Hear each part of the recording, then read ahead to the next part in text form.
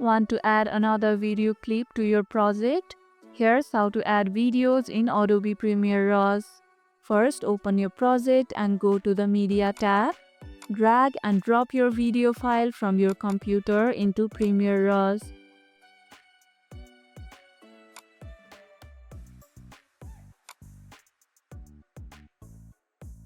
Next, position the video in the timeline.